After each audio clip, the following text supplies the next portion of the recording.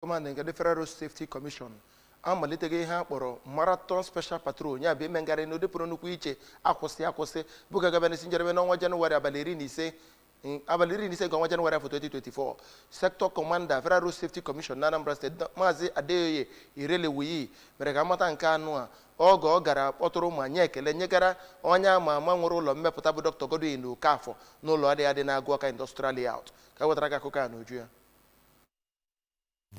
Dịka Maazị Irelewuyi si wee kọwaa, ya bụ Special Marathon Patrol bụ nke a ga-anọ na ya ndị ọrụ road safety anọkasịara n'ụzọ wee na-atụzi aka iji wee belata ihe mkpọchi ụzọ nakwa ihe mberede okporo ụzọ. Maazị Irelewuyi kọwara road safety dịka ihe dịrị onye ọbụla ma kenee Dọkịta Okafọ maka nkwado ọ na-enye ha n'oge niile. Na nzaghachi ya, Dọkịta Okafọ kenere ndị ahụ maka ịbịa chọta ya na njem ahụ ma kwe nkwa na ọ ga-aga n'iru na-akwado otu ọbụla na-akwalite ebimndụ ndị mmadụ. N'ozi ekele ya, onye Deputy Corps Commander nke Federal Road Safety Commission na steeti a, onye nke na-ahụ maka operations, Oriakụ Okora Awason, gosipụtara afọ ojuju ya etu Dọkịta Okafọ si nabata ha ma nwee olileanya na njikọ ahụ nke dị n'etiti ha abụọ bụ nke ga na-aga n'iru. Emechaziri ha agagharịa na ya bụ ụlọ mmepụta ihe.